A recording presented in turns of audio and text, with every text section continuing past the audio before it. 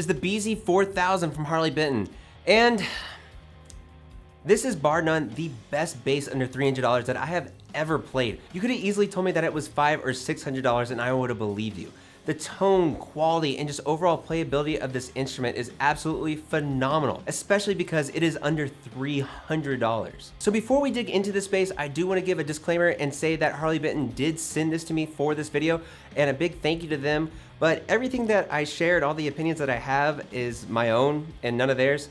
So yeah, that's about it. So this bass is really just a powerhouse of different tones and all kinds of beautiful playability inside of it too. But really just looking at it from the get-go, it's a stunner in my opinion. While the shape isn't really my cup of tea, I actually really enjoy this bass and just love looking at it, and it feels very, very solid too in your hands. For the body construction, the wood is sort of in layers and it looks really cool. You have ash, NATO, and ash, and that sycamore on the top and the back is where you get that nice quilt from too. But I'm sure you guys will notice that in the middle of the body, there's this giant hunk of different sorts of wood, and that's your 5-piece neck through construction as well. But we'll get to that in a second.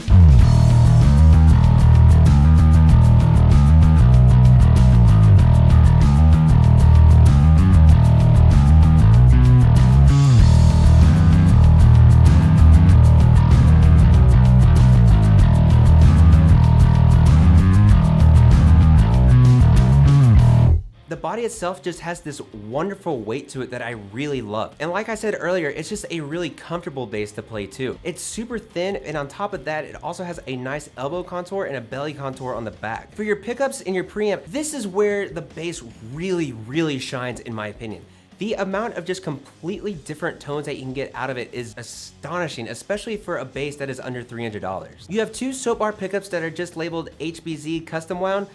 I don't know what that means. I guess the Harley Benton Z series custom wound, but these just sound really good. So thick, so punchy too. And then to accompany that, you have an 18-volt 3-band active EQ preamp that is just so awesome. For your controls, things are a little different than you would find on normal basses, but I don't know why it's like this, but it's just different. You have your volume knob, which is a push-pull passive or active. Then you go to your EQ of low, highs, and mid, and then at the very end is your pickup blend. Again, I don't know why it's like this. It's different, that's for sure, but it just sounds so good.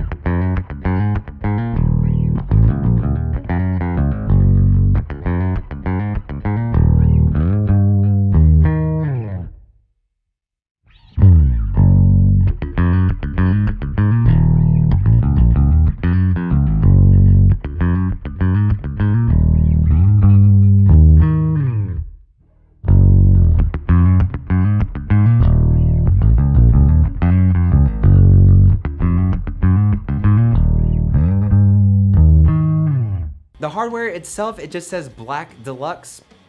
I don't know what that means. It's just deluxe and it's black. The bridge works really well. It's nothing special, but it does its job perfectly from what I can tell. Then moving up to the other star of the show, you have your neck, which is a 5-piece 24-fret neck through construction.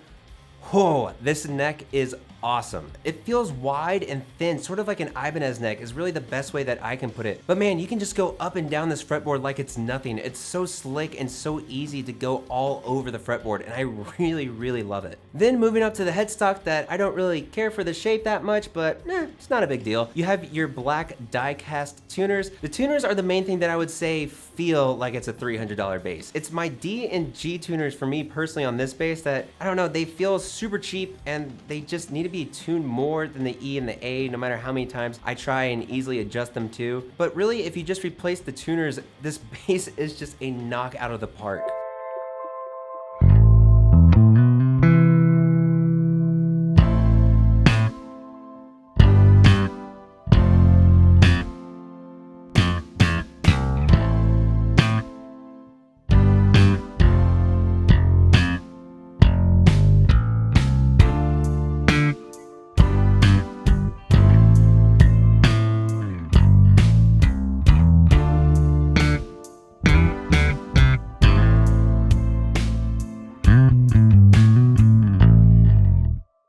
And so overall, the BZ-4000 just screams quality all around, except for those tuners. Everything but those tuners. Just the tone versatility you can get out of the preamp and the pickups, as well as the amazing playability, and just the overall construction just feels so solid throughout. And this is seriously the best bass that I have ever played that's under $300. And again, you can have it at $500 or $600 and I would absolutely believe you. But of course, let me know what you guys think about the BZ-4000.